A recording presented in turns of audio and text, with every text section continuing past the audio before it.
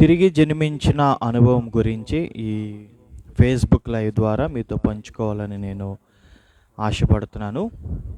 ఈ తిరిగి జన్మించిన అనుభవము అంటే ఏమిటి అనే దాన్ని, లేదా క్రొత్తగా జన్మించడం అనే అనుభవాన్ని నేను పంచుకోవాలనుకుంటున్నాను. దానికి ముందుగా నా పేరు సూర్యప్రకాష్ గుడేటి.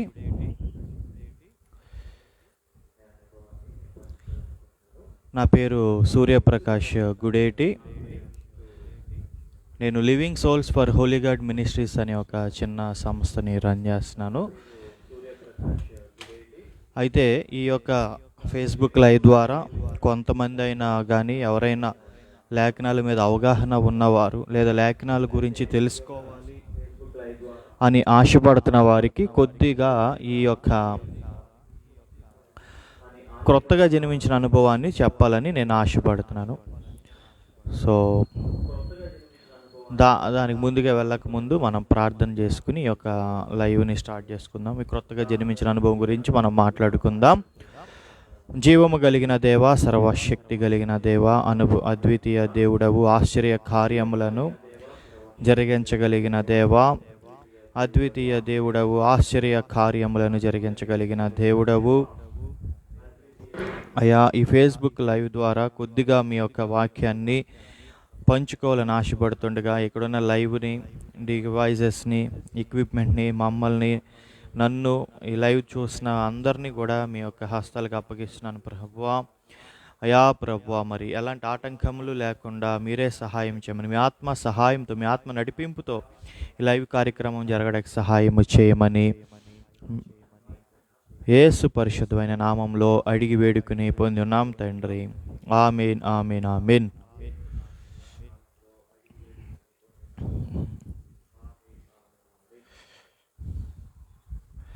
ప్రియా దేవుని బిడ్డలారా, ఈ క్రొత్తగా జన్మించిన అనుభవము అంటే ఏంటి అనేది తెలుసుకుందాం. మీ దగ్గర పరిశుద్ధ గ్రంథాలు కనుక ఉన్నట్లయితే పరిశుద్ధ గ్రంథాన్ని యోహాను రాసిన సువార్త 3వ అధ్యాయం 3వ వచనానికి చూద్దాము.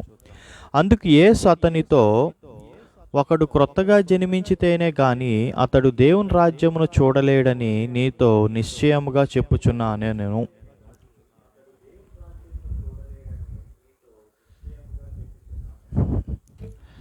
ఇక్కడ పరిశుద్ధ గ్రంథంలో మనము జాగ్రత్తగా చూస్తే యేసుక్రీస్తు వారు ఒక మాట చెప్తున్నాడు. ఏమని చెప్తున్నాడంటే, ఒకడు క్రొత్తగా జన్మించితేనే కానీ అతడు దేవుని రాజ్యమును చూడలేడని నిశ్చయముగా మీతో చెప్పుచున్నాను నేను అని ఉంది.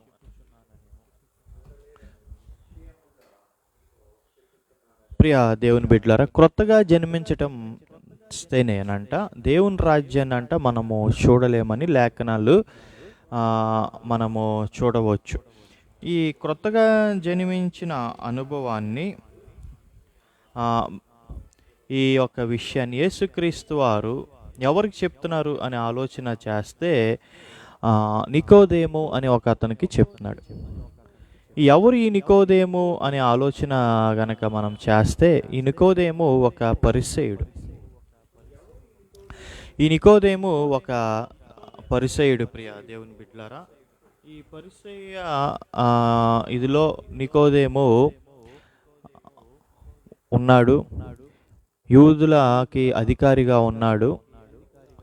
ఎంతో వాక్యాన్ని అభ్యాసం చేసినవాడు, వాక్యం మీద అవగాహన కలిగినవాడు, వాక్యం గురించి తెలిసినవాడు. అయితే ఈ నికోదేముకి యేసుక్రీస్తు వారి మీద ఆసక్తి కలిగింది. యేసుక్రీస్తు వారు ఎవరో తెలుసుకోవాలని నికోదేముకి అనిపించి, ఎందుకు అనిపించింది అని అంటే, యేసుక్రీస్తు వారు చేస్తున్న అద్భుతాలు, యేసుక్రీస్తు వారు చెప్తున్న వర్తమానాలు, యేసుక్రీస్తు వారు చేస్తున్న సూచక క్రియలు, యేసుక్రీస్తు వారిని వెంబడిస్తున్న జనాంగము, యేసుక్రీస్తు వారు ఎంతో మరి దేవుని యొక్క సహాయంతో చేస్తున్న ఆ యొక్క అద్భుతాలు అన్నీ కూడా నికోదేము చూస్తూ వచ్చాడు. ఈ నికోదేము పరిసయుడు అంటే దాని అర్థం ఏంటంటే ధర్మశాస్త్రాన్ని బాగా అభ్యాసము చేసినవాడు. ఈ ధర్మశాస్త్రాన్ని బాగా అభ్యాసం చేసిన ఈ నికోదేముకి ఈ యొక్క వాక్యాన్ని మరి ఒక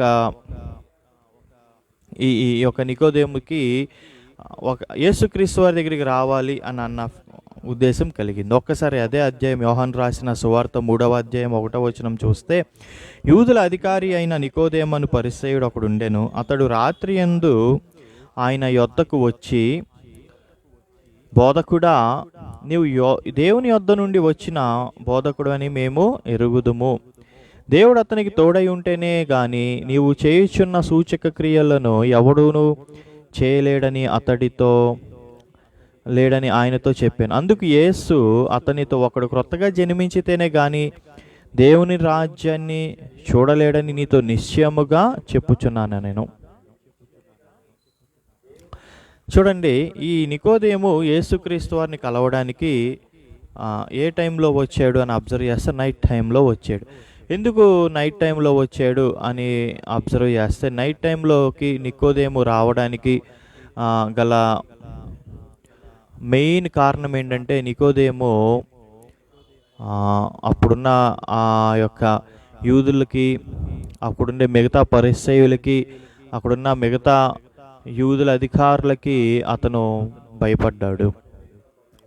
సో బహిరంగంగా వచ్చి యేసుక్రీస్తు వారిని కలిస్తే తనకేమైనా ఇబ్బందులు ఏమైనా ఇబ్బందులు వస్తాయేమోనని అతను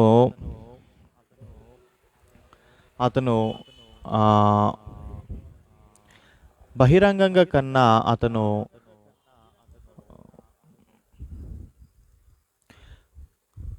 రహస్యముగా యేసుక్రీస్తు వారి దగ్గరికి రావడానికి ఇష్టపడ్డాడు. సో బహిరంగంగా వచ్చి మరి ఏమైనా ఇబ్బందులు తలెత్తుతాయేమో అన్న ఒక ఉద్దేశంలో తను ఉంటే, ఆ ఉద్దేశాన్ని నుండి తను ఏమయ్యాడు అని అంటే, రహస్యంగా కలుద్దాము యేసుక్రీస్తు వారిని అని అనుకుని రహస్యంగా తను కలవడానికి వచ్చాడు. సో రహస్యంగా కలవడానికి తను వచ్చినప్పుడు నికోదేము యేసుక్రీస్తు వారిని అంటున్నాడు, అయ్యా, దేవుడు ఒకడికి తోడై ఉంటేనే కానీ ఇన్ని సూచక క్రియలు చేయలేరు, ఆ విషయం మాకు అర్థమవుతుంది అని అంటున్నాడు.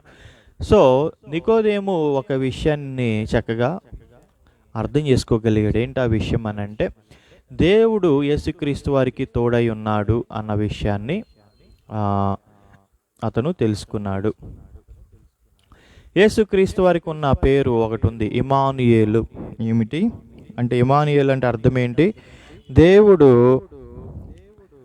మనకి తోడు అని అర్థం. ఏంటి? దేవుడు మనకి తోడుగా ఉన్నాడు అని. సో యేసుక్రీస్తు వారికి దేవుడు తోడుగా ఉన్నాడు అని నికోదేము తెలుసుకున్నాడు. ప్రియ దేవుని బిడ్డలారా, సో నికోదేము దేవుని బిడ్డలు, మరి నికోదేము యేసుక్రీస్తు వారి గురించి మరి ఆసక్తి వచ్చింది. ఎందుకు వచ్చిందో తనకే తెలియదు. యేసుక్రీస్తు వారి మీద తనకి ఒక అటెన్షన్ వచ్చింది. అంటే యేసుక్రీస్తు వారి మీదకి తన హృదయం వెళ్ళింది, యేసుక్రీస్తు వారి మీదకి తన మనసు వెళ్ళింది. అనేక మంది యేసుక్రీస్తు వారిని నిందిస్తుంటే, అనేక మంది యేసుక్రీస్తు వారిని వచ్చి పరిసయ్యులు, కొంతమంది శాస్త్రుల్లో, కొంతమంది లేదా సద్దుకాయలు కానీ, అక్కడున్న యూదుల అధికారులు కానీ చాలామంది యేసుక్రీస్తు వారు దెయ్యం పట్టిన వాడు, లేదా యేసుక్రీస్తు వారు బయల్చిబెల్ ద్వారా అద్భుతాలు చేస్తున్నాడు, బయల్చిబెల్ ద్వారా అని ఎట్లాంటి సత్య దూరమైన మాటలు లేదా అపవాదికి అనుకూలంగా ఉండే మాటలు మాట్లాడినా, ఈ యొక్క మరి ఈ నికోదేము మాత్రం అలాంటి మాటలు మాట్లాడకుండా చక్కగా ఒక మాట మాట్లాడేటంటే, దేవుడు అతనికి తోడుగా ఉంటేనే ఇలాంటి సూచక్రియలు చేయగలడని నాకు అర్థమవుతుంది అన్న విషయాన్ని అన్నాడు. సో యేసుక్రీస్తు వారికి ఉన్న పేరు ఇమానుయేలు. అందులో భాషాంతరం కానీ దాని అర్థం ఏమిటి అని అంటే, దేవుడు అతనికి తోడుగా ఉన్నాడని. సో యేసుక్రీస్తు వారికి దేవుడు తోడుగా ఉన్నాడని నికోదేముకి అర్థమైంది. అదే నికోదేముకు దేవుడు యేసుక్రీస్తు వారి దగ్గరికి వచ్చి అంటాడు, అది కూడా రాత్రి టైంలో వచ్చాడు, పగలు పూట రాకుండా. చెప్పాను ఎందుకు రాత్రిపూట వచ్చాడో. ఎందుకు వచ్చాడనంటే అప్పుడున్న యూదులకి లేదా అప్పుడుండే పరిసయ్యులకి లేదా యూదుల అధికారులకి సమాజానికి అతను భయపడ్డాడు. ఒక యేసుక్రీస్తు వారిని వెళ్ళి కలిస్తే అతనికి ఏమన్నా ఇబ్బందులు వస్తాయేమోనని. అయితే అయితే నికోదేముకి యేసుక్రీస్తు వారు ఒక సలహా ఇచ్చాడు. ఏంటంటే, అయ్యా అది ఏం సలహా ఇచ్చాడనంటే, నీకు ఒక విషయం చెప్తా నేను. ఒకడు క్రొత్తగా జన్మించితేనే గాని అతడు దేవుని రాజ్యమును చూడలేడు అన్న విషయాన్ని గ్రహించుకోమని నికోదేముకి తెలియపరుస్తున్నాడు. మరి నికోదేముకి ఆ విషయం అర్థం కాల. నికోదేము అడిగిన ఆ ప్రశ్న యావత్ క్రైస్తవ్యాన్ని మార్చిన ప్రశ్న అది. యావత్ మానవాళికి దిక్సూచికి కారణమైన ప్రశ్న అది. యావత్ మానవాళికి దిక్సూచికి కారణమైన ప్రశ్న అది. యావత్ మానవాళికి ఆ ప్రశ్న ఎంతో ఆ ప్రశ్న వేయటం ద్వారా ఎంతో యేసుక్రీస్తు వారి దగ్గరికి వచ్చి నికోదేము సంభాషణ చేయటం అనేది, ఆ సంభాషణ ద్వారా యావత్ మానవానికి ఉపయోగపడే ఒక సందేశము ఆ సంభాషణ ద్వారా బయటకు వచ్చింది. సో యేసుక్రీస్తు వారు అంటాడు నికోదేము అనే ఆ పరిసయ్యుడితో, ఆ యూదుల అధికారులతో, నువ్వు క్రొత్తగా జన్మించాలి, లేదా ఒకడు క్రొత్తగా జన్మించితేనే అతడు దేవుని రాజ్యాన్ని చూడలేడు అని అంటున్నాడు. సో దేవుని రాజ్యాన్ని చూడాలంటే క్రొత్తగా జన్మించాలి అని అంటే, దాని కింద ఫుట్ నోట్లు ఏమని ఉంది అని అంటే, జనతైక కుమారునిగా అని రాస్తుంది. ఏమని ఉంది? ఒకటి పై నుండి జన్మించితేనే అని అర్థము కలగజేస్తున్నాడు. పై నుండి జన్మించితేనే కానీ అతను ఏం చూడలేడంట? దేవుని రాజ్యాన్ని చూడలేడంట. అలాగే దాని కిందకు వస్తే అప్పుడు నికోదేముకి ఆ విషయం అర్థం కాలేదు. మనకు కూడా అర్థం అయిందో లేదో తెలియదు, కానీ అక్కడ చూస్తే ఏమంటున్నాడంటే, దానికి యేసుక్రీస్తు వారికి మళ్ళీ మరి యేసుక్రీస్తు వారిని తిరిగి మళ్ళీ నికోదేము అంటాడు, అయ్యా ముసలివాడైన మనుషుడు ఎలాగూ జన్మింపగలడు? రెండవ మారు తల్లి గర్భమందు ప్రవేశించి జన్మింపగలడా అని ఆయన అడుగగా, యేసు ఇట్లా, నేను ఒకడు నీటి మూలంగాను ఆత్మ మూలంగాను జన్మించితేనే గాని దేవుని రాజ్యములు ప్రవేశింపలేడని నీతో నిశ్చయముగా చెప్పుచున్నాను.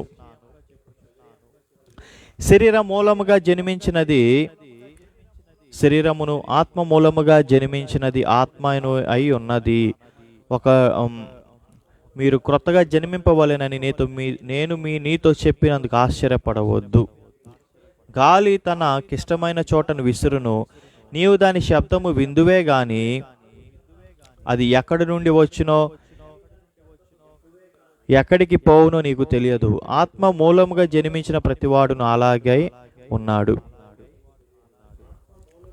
అందుకు నికోదేము, నీ సంగతులు ఎలాగూ సాధ్యములని ఆయన అడుగగా, యేసిట్లా, నేను నీవు ఇజ్రాయేలుకు బోధకుడవై ఉండి వీటిని ఎరుగవా? మేము ఎరిగిన సంగతే చెప్పుచున్నాము, చూసిన దానికి సాక్ష్యం ఇచ్చుచున్నాము, మా సాక్ష్యం అంగీకరింపని నీతో నిశ్చయంగా చెప్పుచున్నాను. భూ సంబంధమైన సంగతులు నేను మీతో చెప్పితే మీరు నమ్మకున్నప్పుడు పరలోకమ సంబంధమైనవి మీతో చెప్పినట్లు ఎలాగూ నమ్ముదురు? మరియు పరలోకము నుండి దిగి వచ్చిన వాడే, అనగా పరలోకములో ఉండు మనిషి కుమారుడే తప్ప పరలోకమునకు ఎక్కిపోయిన వాడు ఎవడను లేదు. అరణ్యములో మోషే సర్పమును ఎలాగెత్తును, అలాగే విశ్వసించి ప్రతివాడు నశింపక ఆయన ద్వారా నిత్యజీవం పొందినట్లు మనుష్య కుమారుడు ఎత్తబడవలెను. ప్రియ దేవుని బిడ్డలారా, యేసుక్రీస్తు వారు నికోదేముతో చెప్తున్న మాట ఏంటంటే, అయ్యా మీరు యేసుక్రీస్తు వారు నికోదేముతో చెప్తున్న మాట ఏంటంటే, నువ్వు క్రొత్తగా జన్మించాలి అన్న విషయాన్ని తెలియపరుస్తున్నాడు. లేదా మానవుడు ఎవరైనా ప్రియ దేవుని బిడ్డలారా క్రొత్తగా జన్మించాలి. ఒకడు క్రొత్తగా జన్మించితేనే కానీ అతను దేవుని రాజ్యాన్ని చూడలేడు. దేవుని రాజ్యాన్ని ఒకడు చూడాలంటే అతను ఏమవ్వాలంట? క్రొత్తగా. అంటే క్రొత్త జన్మించడానికి కింద ఫుట్ నోట్లో పై నుండి అని రాస్తుంది. సో పై నుండి అని అంటే దాని అర్థం ఏమిటి అని అంటే, యోహాను రాసిన సువార్త 1:13 చూస్తే ఈ విధంగా రాసి ఉంది, వారు దేవుని వలన పుట్టిన వారే గాని రక్తము వలనైనను శరీరేచ్ఛల వలనైనను మనుషులేచ్ఛల వలనైనను పుట్టినవారు కారు. చూడండి, తను అందరూ అంగీకరించిన వారందరికీ అనగా తన నామమందు విశ్వసించు వారికి దేవుని పిల్లలగుట ఆయన అధికారము అనుగ్రహించను. వారి దేవుని వలన పుట్టిన వారే కానీ రక్తము వలనైనను శరీరేచ్ఛల వలనైనను మనుషులేచ్ఛల వలనైనను పుట్టినవారు కారు. సో శరీరేచ్ఛల వలనైనా మనుషులేచ్ఛల వలనైనా పుట్టినవారు కారు, పైనుండి పుట్టినవారు అని. పైనుండి పుట్టినవారు ఎవరి మూలంగా పుట్టినవారంటే దేవుని మూలంగా పుట్టినవారు. పైనుండి పుట్టినవారు క్రొత్తగా జన్మించిన వారు దేవుని కుమారుని యందు విశ్వాసము ఉంచినవారు. సో ఎవరైనా కానీ దేవుని కుమారుని యందు విశ్వాసము ఉంచితేనే కానీ దేవుని కుమారుని యందు విశ్వాసము లేదా దేవుని కుమారుని యందు నమ్మకము, దేవుని కుమారుని యందు నమ్మి ఆయనకి లోబడి జీవించే వారికి మాత్రమే క్రొత్తగా జన్మించిన వారు. ఆ విషయాన్నే దేవుడు తెలియపరుస్తున్నాడు. అట్లాగా ఎవరైతే విశ్వసిస్తారో వారు పైనుండి జన్మించిన వారితో సమానం. వారు రక్తము వలనైనా కానీ శరీరేచ్ఛల వలనైనా కానీ జన్మించిన వారు కారు. ఇంకా అంటే దాని అర్థం ఏంటి అని అంటే, క్రొత్తగా జన్మించటి వాళ్ళు ఎవరు కూడా ఇప్పుడు ఒక 30 ఇయర్స్కి వచ్చిన తర్వాత యేసుక్రీస్తు వారి గురించి వింటారు, కొంతమంది అర్థం చేసుకుంటారు, విశ్వసించాలని అని ఒక భావన వాళ్ళలో కలిగింది. కొంతమంది 12 సంవత్సరాలకి, కొంతమంది 20 సంవత్సరాలకి, కొంతమందికి 40 సంవత్సరాలకి, కొంతమంది 50 సంవత్సరాలకి. సో అలాంటి వారు మళ్ళీ తల్లి గర్భంలోకి వెళ్ళలేరు. అంటే దాని అర్థం ఏంటంటే తల్లి గర్భంలోకి వెళ్ళాల్సిన పని లేదు, దేవుని మూలంగా పుట్టితే సరిపోతుంది. అంటే దేవుని కుమారుని విశ్వాసం ఉంచి ఆయన నా పాపములకు పరిహారము చెల్లించేవాడు, ఆయన దేవుని చేత పంపబడినవాడు, దేవుని యొక్క కుమారుడు, దేవుని యొక్క జనతైక కుమారుడు అన్న ఒక విషయాన్ని గ్రహించుకుని ఆయన యందు విశ్వాసం ఉంచితే వెంటనే ఏమవుతాడు? అతను క్రొత్తగా జన్మించిన వాడు అవుతాడు.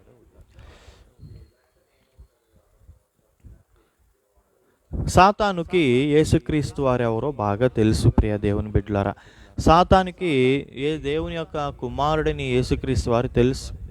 అయినా కానీ సాతాను దేవుని యొక్క కుమారుని మీద ఏముంచదు, విశ్వాసం ఉంచదు. లేదా దేవుని కుమారునికి సాతాను లోబడదు, లేదా దేవునికి లోబడదు సాతాను. అట్లాగే చాలామందికి కూడా యేసుక్రీస్తు వారు ఎవరో తెలిసి ఉండి, యేసుక్రీస్తు వారు ఎవరు ఎరిగి ఉండి, యేసుక్రీస్తు వారు ఎవరో తెలుసుకుని ఉండి కూడా చాలామంది దేవుని యొక్క కుమారుని మీద విశ్వాసము ఉంచరు. కాబట్టి దేవుని యొక్క కుమారుని మీద విశ్వాసం ఉంచితేనే కానీ అతను క్రొత్తగా జన్మిస్తాడు. అందుకనే వారు శరీరేచ్ఛల వలన అయినా, మనుషులేచ్ఛల వలన అయినా, రక్తము వలనైనా వారు జన్మించిన వారుగా ఉండరు. ప్రియ దేవుని బిడ్డలారా, సో రక్తము వలన జన్మించిన వారుగా ఎవరైనా ఉంటే వారు దేవుని యొక్క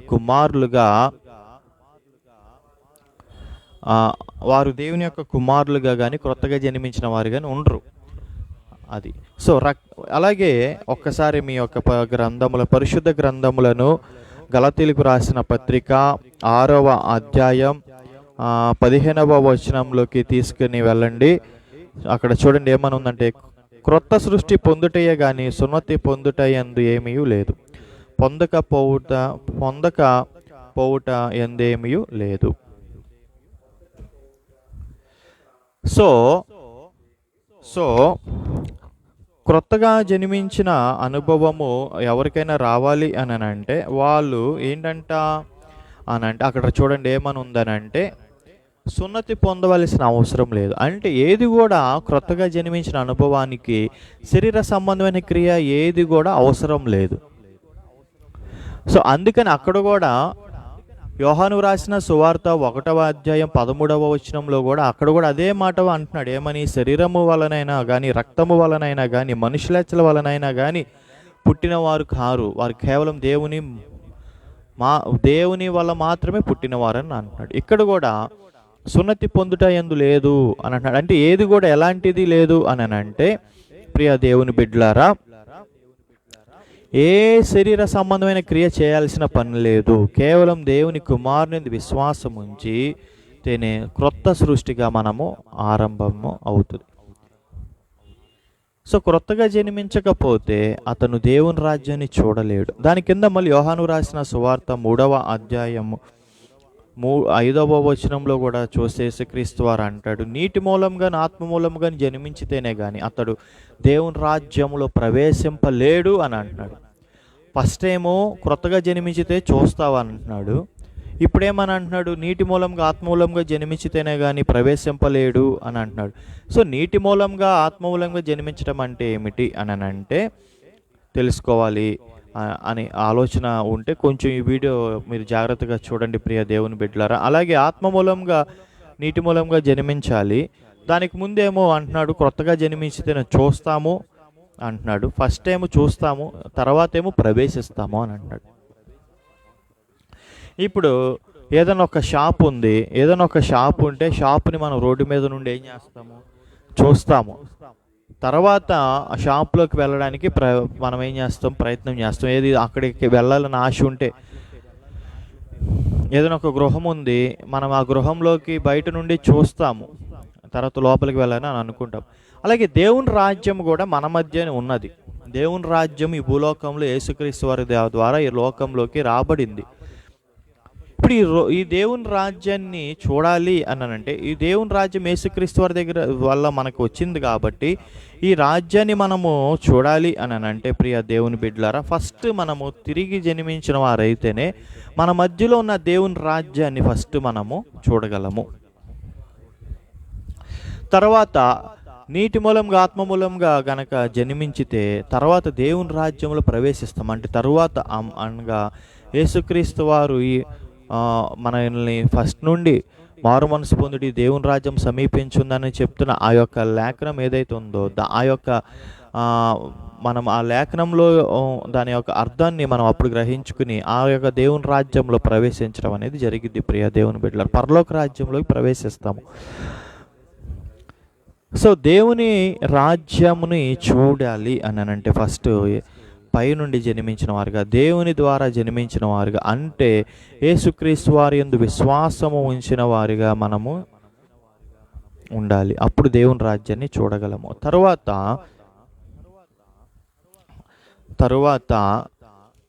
తరువాత చాలామందికి యేసుక్రీస్తు వారిని అంగీకరించిన తరువాత మనం నీటి బాప్తిస్మము తీసుకుంటాం చూడండి. ఆ నీటి బాప్తిస్మమే క్రొత్తగా జన్మించిన అనుభవము అని అనుకుంటున్నారు.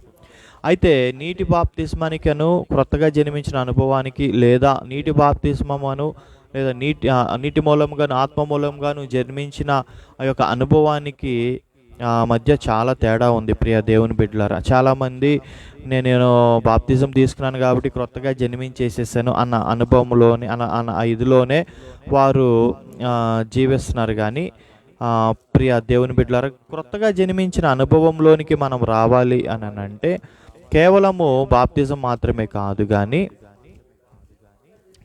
మీ దగ్గర పరిశుద్ధ గ్రంథములు గనక ఉంటే తీతుకు రాసిన పత్రిక 3వ అధ్యాయం 5వ వచనం చూడండి. ఏమని ఉందనంటే, మనము నీతిని అనుసరించి చేసిన క్రియల మూలముగా కాక తన కనికరము చొప్పుననే పునర్జన్మ సంబంధమైన స్నానము ద్వారాను పరిశుద్ధాత్మ మనకు నూతన స్వభావం కలుగు చేయట ద్వారాను మనలను రక్షించెను అని ఉంది. చూడండి, యేసుక్రీస్తు వారిని మనం విశ్వసించిన తరువాత యేసుక్రీస్తు వారి యందు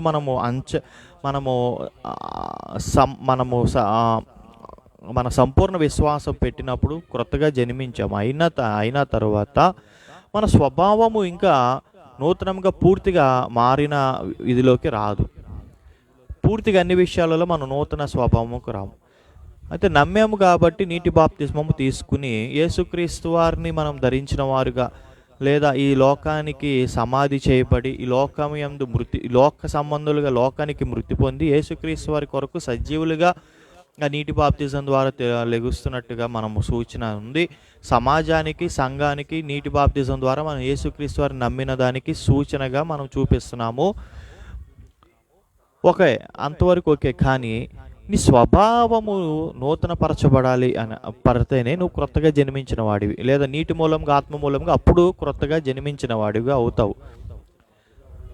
అంటే అప్పుడు దాకా నువ్వు అబద్ధికుడిగా అబద్ధాలు చెప్పే మనస్తత్వంలో బ్రతుకుతున్నావు, లేదా అప్పుడు దాకా శరీరాశలతో బ్రతుకుతున్నావేమో, అప్పుడు దాకా ఈ యొక్క ఆ, లోక సంబంధంగా వెళ్ళే ఆ సినిమాలకి, ఆ షికార్లకి, ఆ యొక్క టీవీ సీరియల్స్కి, లేదా ఇలాంటి వాటికి బానిసైపోయి బ్రతుకుతున్న నీవు యేసుక్రీస్తు వారి యందు విశ్వాసం ఉంచిన తరువాత నువ్వు వాక్యము ద్వారా పునర్జన్మ సంబంధమైన, పరిశుద్ధాత్మ ద్వారా పునర్జన్మ సంబంధమైన స్నానము అని అంటే వాక్యం ద్వారా నీ స్వభావం ఏమవుతుంది? నూతన పరచబడతా ఉంటుంది. ప్రియ దేవుని బిడ్డలారా, వాక్యము, దేవుని యొక్క వాక్యము ద్వారా, దేవుని యొక్క దేవుని యొక్క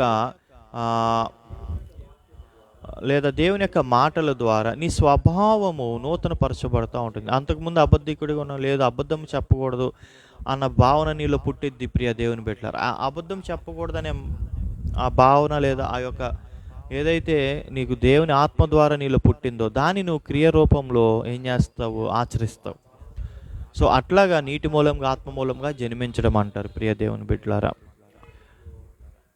పేమెంట్ ఏదన్నా ఉంది, టైంకి నువ్వు పే చేయడానికి నీ దగ్గర మనీ అమౌంట్ ఉంది, అప్పుడు నువ్వేం చేస్తావు అంటే, అరే నేను క్రైస్తవుడిగా మారాను కాబట్టి క్రీస్తుని బట్టి ఇప్పుడు ఆ పేమెంట్ని వెంటనే క్లియర్ చేసేస్తా.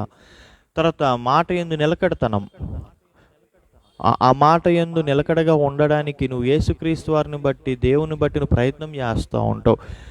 సో ఇలాగా నీ స్వభావము దేవుని ద్వారా ఏమవుతుంది అని అంటే మారుతూ ఉంటుంది.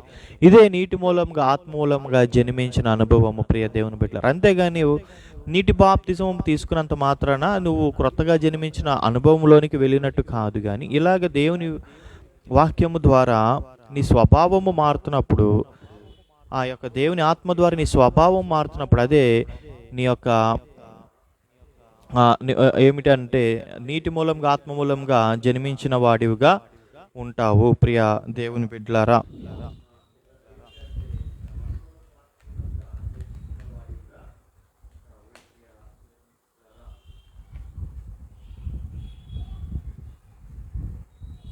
చూడండి 6 తీతుకు రాసిన పత్రిక 3వ అధ్యాయం 6-7 వచనాలు కూడా చదువుతున్నాను, జాగ్రత్తగా చూడండి. మనం ఆయన కృప వలన నీతిమంతులముగా తీర్చబడి నిత్య జీవమును గూర్చిన నిరీక్షణ బట్టి దానికి వారసులగుటకై ఆ పరిశుద్ధాత్మను మన రక్షకుడి యేసుక్రీస్తు ద్వారా ఆయన మన మీద సమృద్ధిగా కుమ్మరించెను. ఈ మాట నమ్మదగినది గనుక దేవుని యందు విశ్వాసం ఉంచిన వారు సత్క్రియలను శ్రద్ధగా చేయటం యందు మనస్సుంచినట్లు నీవి సంగతులను గురించి దృఢముగా చెప్పుచుండవలనని కోరుచున్నాను. ఇవి మంచియు మనుషులకు ప్రయోజనకరమైనవి ఉన్నవి కానీ అని ఉంది. అక్కడ చూస్తే దేవుని యందు విశ్వాసం ఉంచిన వారు సత్క్రియలను శ్రద్ధగా చేయటం యందు ఏం చేయాలంటే మనస్సు ఉంచాలి అంట. చూడండి, మనము రక్షణ అనేది సత్క్రియలు చేయటం ద్వారా పొందలేదు, కానీ రక్షించబడ్డాం కాబట్టి దేవుని యొక్క కుమారుని యందు మనము సంపూర్ణమైన మన యొక్క విశ్వాసము పెట్టుకున్నాము కాబట్టి సంపూర్ణంగా దేవుని యొక్క కుమారుని యందు మనము నమ్మకం ఉంచాము కాబట్టి, లోబడే తత్వంలోనికి వచ్చాము కాబట్టి ఇప్పుడు మనం ఏం చేస్తామనంటే ఆయన ద్వారా తిరిగి జన్మించిన అనుభవంలోకి మనం వచ్చాము కాబట్టి ఆయన యందు విశ్వాసం ఉంచి ఆయన యందు లోబడాలన్న మనస్సు మనలోకి వచ్చింది కాబట్టి, దేవుని ద్వారా తిరిగి జన్మించాము కాబట్టి, పైనుండి జన్మించాము కాబట్టి, దేవుని ద్వారా జన్మించాము కాబట్టి మనం ఇప్పుడు ఏం చేస్తామంటే సత్క్రియల మీద సంపూర్ణంగా మనం ఏం చేస్తామో మనసు పెట్టి చేస్తూ ఉంటాం. అది దేవుని బట్టి, దేవుని మహిమార్థమై. అలా మన స్వభావము దేవుని ద్వారా నూతన పరచబడుతూ ఉంటుంది. ప్రియ దేవుని బిడ్డలారా, సో సత్క్రియ అనేది దేవుని యొక్క దేవుని ద్వారా మనం ఏం చేస్తాము? ప్రియ దేవుని బిడ్డలారా, ఎట్టి పరిస్థితుల్లో మనం ఏం చేస్తాము? శ్రద్ధగా చేస్తాం. ఈరోజు ఒకరోజు అబద్ధం ఆడుకోకుండా అన్ని నిజాలు చెప్పి లేదా అశ్రద్ధగా కాకుండా దేవుని పని శ్రద్ధగా చేస్తాం. లేదా ఉద్యోగానికి వెళ్ళాలంటే చక్కగా వెళ్ళి చేస్తాం, అధికారులకు లోపడతాం. అలా ఒకరోజు కాదంట. లేదా అలా సత్క్రియలు, లేదా ఎవరన్నా రోడ్డు మీద కొంతమంది నిరాశ్రయులుగా ఉంటే మనం వెళ్ళి సహాయం చేస్తాం. ఎవరైనా సేవకుల ఆపదలో ఉన్నా, కుటుంబ సభ్యుల ఆపదలో ఉన్నా, అనారోగ్యంతో ఉన్నా మనం వెళ్ళి వారి ఆరోగ్యం కోసం మన హాస్పిటల్ తీసుకెళ్ళటం, ఇలాంటి సత్క్రియలు ఎన్నో చేస్తూ ఉంటాం. అది జీవితాంతము చేస్తాము, శ్రద్ధగా చేస్తాము. అలాంటి సత్క్రియలు చేయటం మీద మనస్ఫూర్తిగా మన మనస్సు ఎప్పుడు కూడా ఉంటుంది. మన మనస్సు ఎప్పుడూ ఉంటుంది. కొత్తగా జన్మించితే అదే నీటి మూలంగా ఆత్మ మూలంగా తిరిగి జన్మించిన అనుభవంలోకి మనం వచ్చినట్టు. కొంతమందికి అలాంటి మనసు రాదు. ఏదో ఒకరోజు చేస్తారు, 2 రోజులు చేస్తారు, తర్వాత ఇంకా అలాంటి స్వభావం నుండి వారు బయటకు వచ్చేస్తారు. తర్వాత మళ్ళీ అదే అసూయతో, అదే సత్క్రియలు లేని బ్రతుకు, అదే దేవునికి వ్యతిరేకమైన బ్రతుకుతూ ఉంటారు. కానీ వాళ్ళు దేవుని కుమారుని విశ్వాసం ఉందని అంటారు, దేవుడు ఎవరో తెలుసు అంటారు, మరి నాకు యేసుక్రీస్తు వారి యందు విశ్వాసం ఉందంటారు, కానీ లోబడరు, సత్క్రియలు చేయరు. సో వారెవరు క్రొత్తగా జన్మించిన వారైతే కారు. కానీ క్రొత్తగా జన్మించిన వారి యొక్క స్వభావము, నీటి మూలంగా ఆత్మ మూలంగా జన్మించిన వారి స్వభావము ఎప్పుడు కూడా దేవునికి లోబడి ఏం చేస్తారంటే ఆ యొక్క నీటి మూలంగా ఆత్మ మూలంగా విత్తుతూ ఉంటారు. ఇప్పుడు మనం ఫర్ ఎగ్జాంపుల్ ఆర్టీసీ బస్సులో ప్రయాణం చేస్తున్నాం, టికెట్ తీసుకోవాలని నీకు తెలుసు, కండక్టర్ నేను టికెట్ అడగల, కానీ నువ్వు టికెట్ బై చేయాలి, నువ్వు టికెట్ కొనాలి, అది నీ బాధ్యతగా నువ్వేం చేస్తావు, ఆలోచన చేసి దేవుని ఆత్మ ప్రేరణతో నువ్వు లోబడి అక్కడ దేవుని యొక్క క్రియ చేస్తావు. అంటే ఏం చేస్తావు, టికెట్ తీసుకుంటావు. ఆఫీస్కి 9కి ఆఫీస్కి అనుకో, 9 కల్లా అక్కడ ఉంటే అండి వెళ్ళిపోతావు. లేదా ఎవరికైనా ఏదైనా పరిస్థితిలో విషయాన్ని కన్వే చేయాలనుకోండి, విషయాన్ని నువ్వు సంగతిని దాచి ఉంచకుండా కన్వే చేస్తావు. ఒకరోజు ఒక ఆయనకి ఫోన్ చేసి, పలానా ఆయనకి నేను ఇట్లా ఫోన్ చేసి ఇలా విషయం చెప్పానని చెప్పు, లేదా పలానా ఆయనకి నేను నిన్ను పిలుస్తున్నానని ఆయనకి చెప్పు అని ఒక ఆయన చెప్తున్నాడు ఒక ఆయనకి. ఈయన ఏం చేస్తున్నాడంటే ఆ విషయాన్ని సంగతిని దాచేసి ఉంచుతున్నాడు, కానీ చెప్పట్లా కావాలని. ఎందుకు, ఒకవేళ ఆ సంగతిని కనుక చెప్తే వెళ్ళి అతన్ని కలుసుకుని మేలు పొందుకుంటాడేమో, లబ్ధి పొందుకుంటాడేమో నన్ను దాచి ఉంచుతున్నాడు. అట్లా కాకుండా నీటి మూలంగా ఆత్మ మూలంగా తిరిగి జన్మించిన వారు ఏం చేస్తారంటే సంగతిని తెలుసుకుని చెప్పమన్నారు కదా అని వెళ్ళి చెప్తారు. సో ప్రియ దేవుని బిడ్డలారా,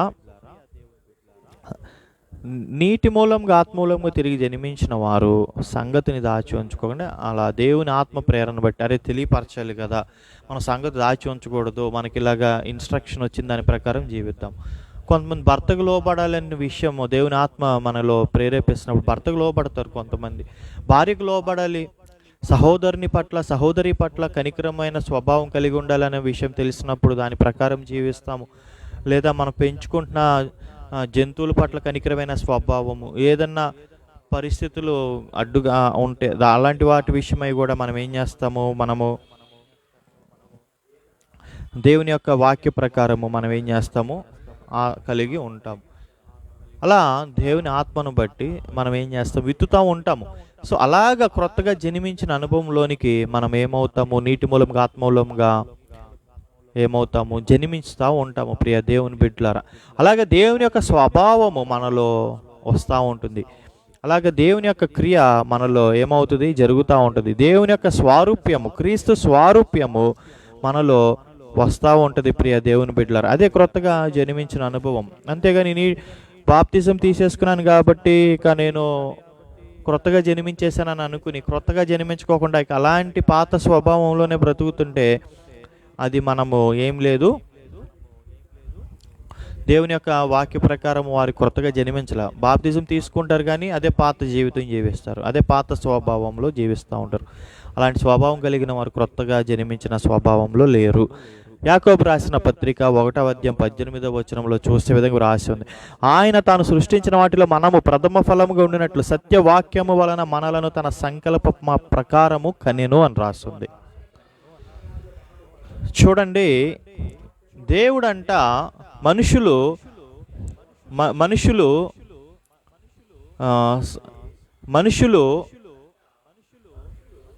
సృష్టి మొత్తములో ప్రథమ ఫలముగా ఉండడానికి మనల్నంట సత్యవాక్యము ద్వారా మనల్ని ఏం చేశాడు? కని ఉన్నాడని రాసుంది. సత్యవాక్యము ద్వారా మనల్ని ఏం చేశాడు? కన్నాడని అంటున్నాడు. సో సత్యవాక్యము ద్వారా మనుషులను యేసుక్రీస్తు వారి యొక్క కన్నాడు, యేసుక్రీస్తు వారి ద్వారా కన్నాడు సత్యవాక్యము వలన. అంటే ఇప్పుడు మనము ఈ యొక్క జీవగ్రంథము చేత పట్టుకుని లేదా పరిశుద్ధ గ్రంథాన్ని చేత పట్టుకుని పరిశుద్ధ గ్రంథంలో కొన్ని విషయాలు మనం చదువుకుంటూ వెళ్తుంటే మన స్వభావము మనకు తెలుస్తూ ఉంటుంది. మనం ఒకవేళ యేసుక్రీస్తు వారి మీద కానీ దేవుని యందు విశ్వాసం ఉంచుతున్న వ్యక్తులమైతే మనం ఏం చేస్తామనంటే అలాంటి స్వభావము మనలో ఏదైనా దేవునికి వ్యతిరేకమైన స్వభావము మనలో ఉంటే ఆ స్వభావాన్ని విసర్జించేసి ఆ స్వభావాన్ని విడిచిపెట్టి దేవుని వాక్యానికి అనుకూలంగా మన స్వభావాన్ని మార్చుకోవడానికి మనం ఏమి చేస్తాము? ప్రయత్నము చేస్తూ ఉంటాము. ప్రియ దేవుని బిడ్డలారా, ఒక్కసారి చూడండి, ఒక పాస్టర్ గారు బాప్తిజం తీసుకున్నాడంట. ఆయన అప్పటికి సేవకుడైతే కాలేదు, బాప్తిజం అయితే తీసుకున్నాడు. యేసుక్రీస్తు వారి యందు విశ్వాసం ఉంచాడు, బాప్తిజం తీసుకున్నాడు. దానికి ముందు బాగా కొంచెం ఆయన రూడ్గా లేదా దాన్ని ఏమంటారు బాగా ర్యాష్గా ఉండే క్యాండిడేట్ అంట. సరే యేసుక్రీస్తు వారిని యందు విశ్వాసం ఉంచాడు కాబట్టి దేవుని ఆత్మ ఆయనలో క్రియ చేయటం స్టార్ట్ చేసింది కాబట్టి కొంచెం సాత్వికమైన మనస్సు అతనిలోకి రావడం ప్రయత్నం అవుతుందండి. అయితే ఒకరోజు ఆయన ఏదో పని మీద ఎక్కడికో వెళ్తే అక్కడ ఏదో ఈయనకి వేరే ఆయనకి మధ్య మాట వచ్చిందంట. ఈ మాట రావటంతో ఈ సేవకుడు అప్పటికి సేవకుడు కాలేదు కానీ దేవుణ్ణి నమ్ముకున్నాడు, యేసుక్రీస్తు వారి విశ్వాసం ఉంచాడు, దేవుని లోపడ్డాడు. అయితే అక్కడ వెళ్ళిన ఒక చోటకి వేరే అతని వల్ల ఇతనికి మధ్య మాట రావటంతో ఇతను ఈ పాస్టర్ గారు అంట ఆయన్ని కాలర పట్టేసుకున్నాడంట.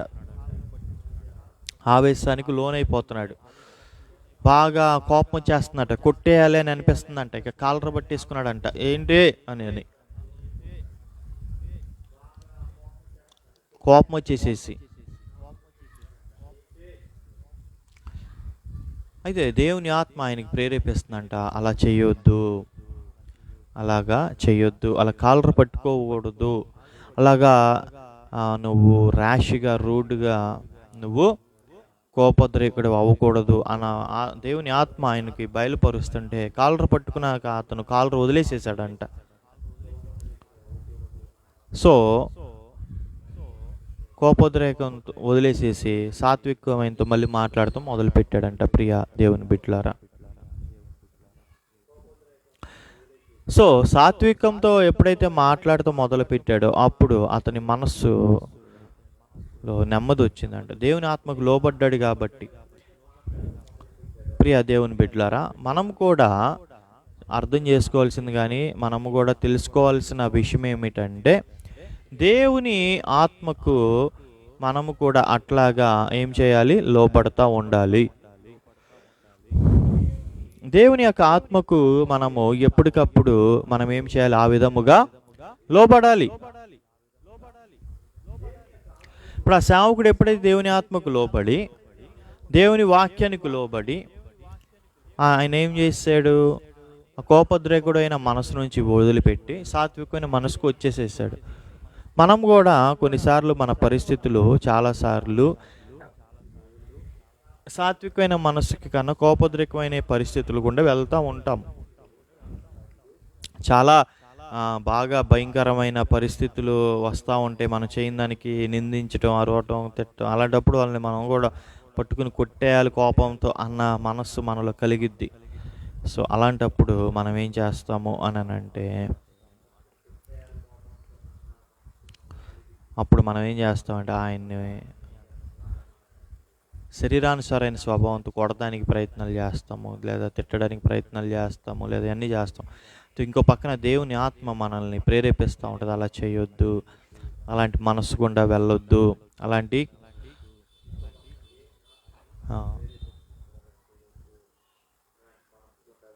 వాటి గుండా వెళ్ళొద్దు అని దేవుని ఆత్మ మనకి ప్రేరేపిస్తూ ఉంటే అప్పుడు మనం ఏం చేస్తామనంటే దేవుని ఆత్మకి లోబడి అలాంటి క్రియ చేయకోకుండా మనము లోబడితే అప్పుడు దేవుని ఆత్మ ద్వారా నువ్వు సత్యవాక్యము ద్వారా నువ్వేమైనట్టు నీటి మూలంగా ఆత్మ మూలంగా అప్పుడు నువ్వు జన్మించిన వాడితో సమానం అనమాట. ఒకవేళ అలా కాకుండా దేవుని ఆత్మకు నువ్వు లోబడుకోకుండా శరీరానుసారంగా నీకు వస్తున్న కోపానికి ఇలాంటి వాటికి కనుక నువ్వు లోబడుతూ ఉంటే నువ్వు నీటి మూలంగా ఆత్మ మూలంగా జన్మించిన వ్యక్తివిగా నీవు ఉండవు. సత్యవాక్యము చదవటం బట్టి నీలో కొన్ని తప్పులు నీకు తెలుస్తూ ఉంటాయి. అప్పుడు ఆ తప్పులు విసర్జిస్తూ ఉంటావు. వాక్యం చదువుతూ ఉంటుంటే ఒక ఆయనకంట వాక్యం చదువుతూ ఉంటుంటే ఒక సేవకు రాకముందు వాక్యం చదువుతూ ఉండి బైబిల్లో తప్పులు ఉన్నాయేమో వెతుకుదాము అని అనుకుని తప్పులన్నీ వెతకడం మొదలుపెట్టాడంట. అయితే అతనికి బైబిల్లో తప్పులు కనపడలేదు, కానీ ఆయనలో తప్పులు బైబిల్లో చదవడం ద్వారా అతనికి కనపడినాయి అంట. అప్పుడు తప్పులు సరి చేసుకోవాలి కదా నేను అన్న విషయాన్ని అతను గ్రహించుకుని సత్యవాక్యం ద్వారా తన యొక్క మనస్సుని ఏం చేసుకున్నాడు, మార్చుకున్నాడు. సో సత్యవాక్యము ద్వారా తనని తాను ఏం చేసుకున్నాడు, మార్చుకున్నాడు.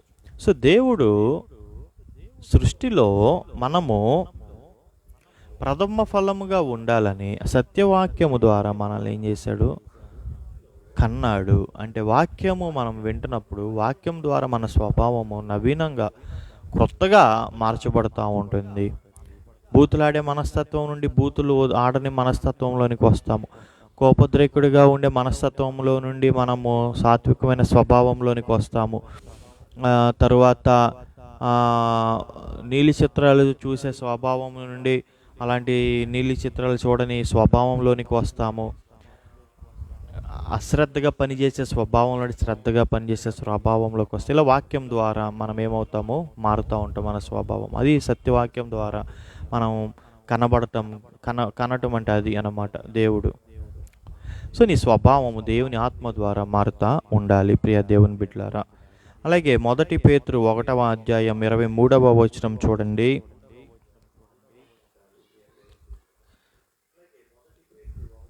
మీరు క్షయబీజము నుండి కాక శాశ్వతమగు జీవము గల దేవుని వాక్య మూలముగా అక్షయ బీజము నుండి పుట్టింపబడిన వారు గనుక నిష్కపటమైన సహోదర ప్రేమ కలుగునట్లు మీరు సత్యమునకు విధేయులవుట చేత మీ మనస్సులను పవిత్రపరచుకొనిన వారై ఉండి ఒకరినొకడు హృదయపూర్వకముగాను మికటముగాను ప్రేమించుడి అని రాస్తుంది.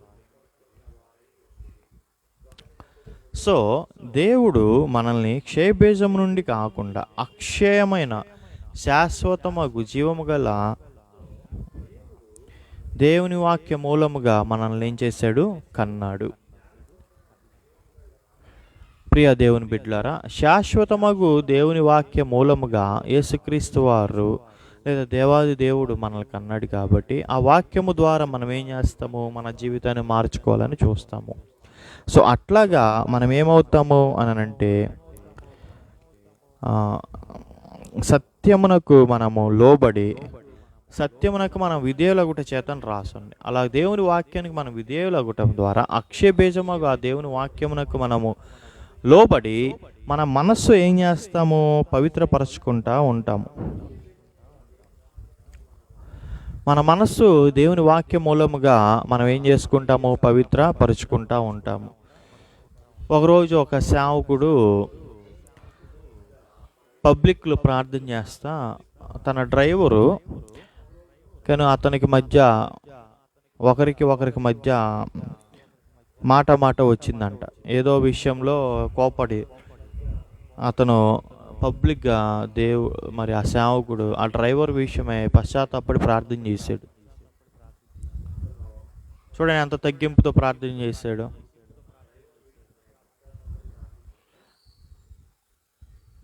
సరే కొన్నిసార్లు మనం ఏంటంటే వాక్యానికి విరుద్ధమైన స్వభావంలోకి వెళ్ళి మళ్ళీ మనము దేవుని వాక్యం మనల్ని మన హృదయంలోకి గద్దిస్తూ ఉంటుంది, గద్దింపు వస్తూ ఉంటుంది. అరే లేదు నేను తప్పు చేశానని మనం ఏం చేస్తామో మళ్ళీ వెంటనే ఆ వాక్యానికి అనుకూలంగా మన మనసుని మార్చుకుని దేవుని వాక్యానికి తగ్గట్టుగా మనం ఏం చేస్తామో మన హృదయాన్ని మార్చుకుంటాము.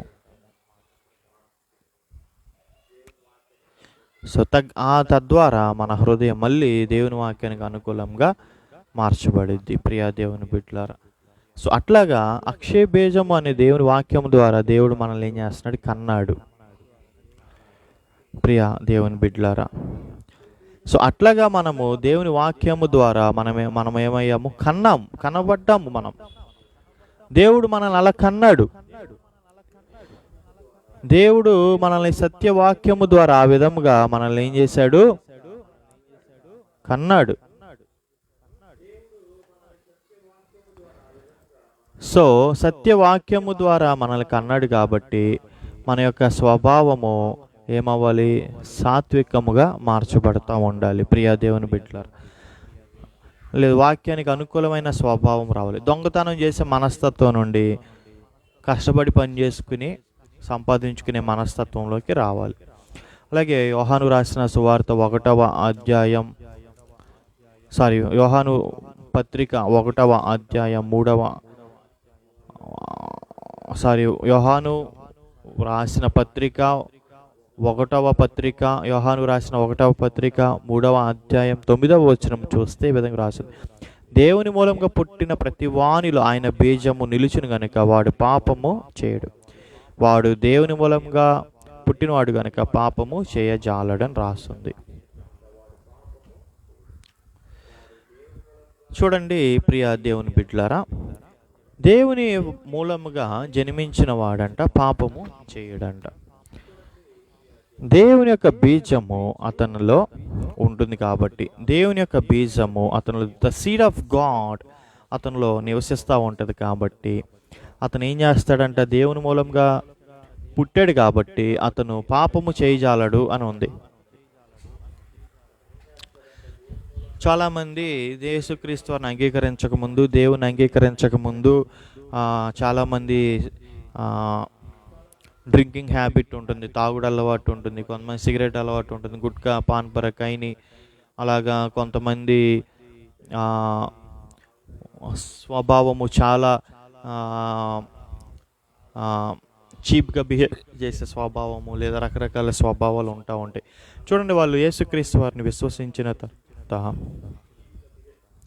వాళ్ళ స్వభావము పూర్తిగా దేవునికి అనుకూలమైన స్వభావముగా వారు మార్చుకున్న స్వభావంలోనికి వస్తారు.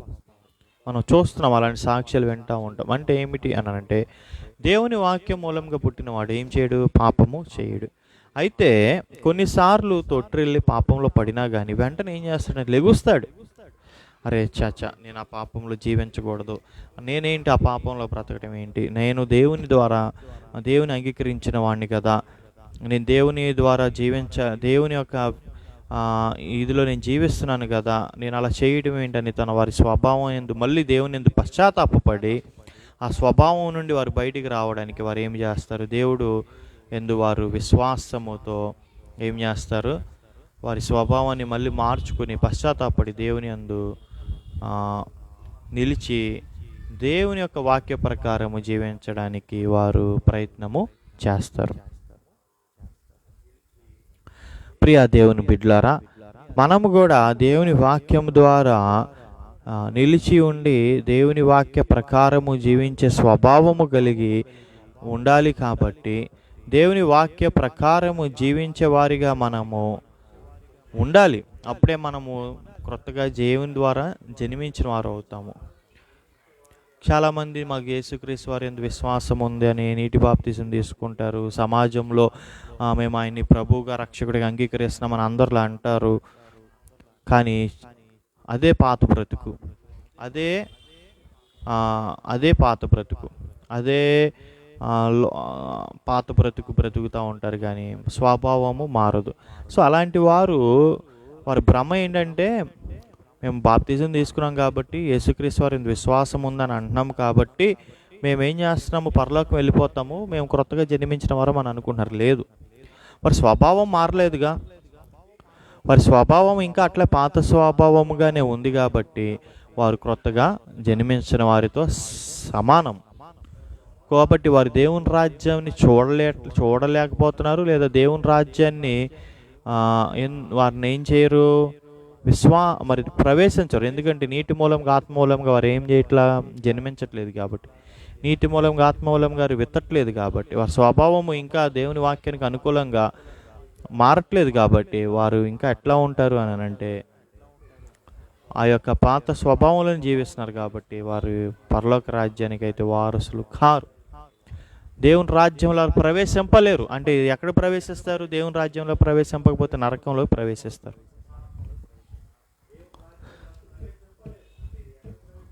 కాబట్టి ప్రియ దేవుని బిడ్డలారా, ఈ నికోదేముకి ఎప్పుడైతే యేసుక్రీస్తు వారి విషయాలు తెలియపరిచారో, ఆ నికోదేముకి తెలియపరచడం ద్వారా యావత్ క్రైస్తవ్యం క్రీస్తుని అంగీకరించిన వారి యొక్క మనస్తత్వం, దేవుని గురించి తెలుసుకున్న వారి యొక్క మనస్తత్వం ఆ యొక్క వాక్యము ద్వారా ఏమైంది? ఆ యొక్క వాక్యము ద్వారా అది విశదీకరించి అది అనేక మందికి ఉపయోగంగా మారింది. ఇప్పుడు నికోదేము మరి క్రొత్తగా జన్మించాడో లేదో బైబిల్లో క్లియర్గా రాయవలసి ఉండలేదు, కానీ మనము క్రొత్తగా జన్మించిన అనుభవంలోనికి రావాలి. మన స్వభావము దేవుని వాక్యానికి అనుకూలమైన స్వభావముగా మార్చబడాలి. దేవుని యొక్క వాక్యానికి అనుకూలమైన స్వభావంలో మనము రావాలని మీరు ప్రార్థన చేయండి, అలాగే ప్రయత్నించండి, ప్రభువుని సహాయం అడగండి. అప్పుడు మనం నీటి మూలంగా ఆత్మ మూలంగా జన్మించిన వారితో సమానంగా ఉంటాం. అప్పుడు దేవుని యొక్క వాక్యానికి అనుకూలమైన వారిగా మనం మార్చబడతాము. దేవుని ద్వారా జన్మించిన వారిగా, దేవుని ద్వారా మరి పుట్టిన వారిగా మార్చబడతాం. అంటే నీటి బాప్తిజం తీసుకున్నంత మాత్రాన మనం కొత్తగా జన్మించినట్టు కాదు, కానీ వాక్య ప్రకారము మన స్వభావం మారుతున్నప్పుడు క్రీస్తుని బట్టి అప్పుడు మనం క్రొత్తగా జన్మించిన వారని అర్థం. అప్పుడు పరలోక రాజ్య ప్రవేశం అప్పుడే వస్తుంది, అప్పుడు దాకా రాదు. క్లియర్గా రాస్తుంది. కాబట్టి మనము దేవుని అడుగుదాం, ప్రభువా నన్ను నీటి మూలంగా ఆత్మ మూలంగా జన్మించిన వారిగా మార్చు అని మనం దేవుని అడుగుదాం. అప్పుడు దేవుడు మనకి సహాయం చేస్తాడు. దేవుని రాజ్యంలో మనం ప్రవేశిస్తాం. దేవుడి కొద్ది మాటలు మన వెనికిడిలో దీవించునుగాక. ప్రార్థన చేసుకుందాం. జీవము కలిగిన దేవా, సర్వాధికారి, సర్వశక్తి కలిగిన దేవా, ఇదిగో ప్రభువా నీటి మూలంగాను ఆత్మ మూలంగాను జన్మించిన స్వభావము మాలో తీసుకురమ్మని కోరుకుంటున్నాను తండ్రి. క్రొత్తగా జన్మించిన అనుభవంలోనికి మమ్మల్ని నడిపించు ప్రభువా. ఇగో క్రొత్తగా జన్మిస్తేనే కానీ పరలోక రాజ్యాన్ని లేదా దేవుని రాజ్యాన్ని చూడలేము. నీటి మూలంగా ఆత్మ మూలంగా జన్మిస్తేనే కానీ దేవుని రాజ్యంలో ప్రవేశింపలేము. కాబట్టి మాకు ప్రభువా మరి ఆ విధమైన అయా ప్రభా జన్మించిన అనుభవంలోనికి తీసుకురమ్మని కోరుకుంటున్నాం ప్రభువా. ఇగో నాయన మీ వాక్య ప్రకారము తండ్రి మమ్మల్ని కనమని కోరుకుంటున్నాం ప్రభా. ఇదిగో దేవుని మూలంగా పుట్టిన వారిగా, అక్షయబేజమగు దేవుని వాక్యము ద్వారా మమ్మల్ని కనిన వారిగా మీరు మమ్మల్ని మార్చమని కోరుకుంటున్నాను తండ్రి. ఆ సత్య వాక్యము ద్వారా మమ్మల్ని కనిన వారిగా మార్చమని కోరుకుంటున్నాం ప్రభువా. ఓ మీ యొక్క వాక్య ప్రభువా, మీ యొక్క ఆత్మ ద్వారా అయా ప్రభు పునర్జన్మ సంబంధమైన స్నానము ఆ యొక్క మీ ఆత్మ ద్వారా మా స్వభావము ప్రభువా మార్చమని కోరుకుంటున్నాను తండ్రి. తద్వారా మేము నీటి మూలంగా ఆత్మ మూలంగాను జన్మించిన వారిగా మార్చబడగలం. మీ ఆత్మకు లోబడేవారిగా, మీ ఆత్మ ద్వారా వస్తున్న ప్రేరణలకు లోబడేవాడిగా, అయా మీ వాక్య అక్షయబేజమగు మీ యొక్క వాక్యానికి సంపూర్ణమైన మనస్సు వినయమైనతో అయా ప్రభువా మరి మేము అయా లోబడి ఉండేవారిగా సహాయము చేయమని కోరుకుంటే యేసుక్రీస్తు పరిశుద్ధమైన నామంలో అడిగి వేడుకుని పొంది ఉన్నాం తండ్రి. ఆమేన్, ఆమేన్, ఆమేన్. మీ అందరూ దేవుని రాజ్యంలో ప్రవేశించాలని ఆశిస్తూ కోరుకుంటూ నేను కూడా మీ గురించి ప్రార్థన చేస్తాను. మీరు కూడా నా గురించి ప్రార్థన చేయండి. ఈ లైవ్ చూసిన మీ అందరూ కూడా ప్రభు పేరిట వందనాలు తెలియపరుస్తున్నాను. ఆమేన్. దేవుడు అవకాశం ఇస్తే దేవుని చిత్తమైతే మరి ఒక్కసారి మనము లైవ్లోకి వద్దాం. హల్లెలూయా, హల్లెలూయా.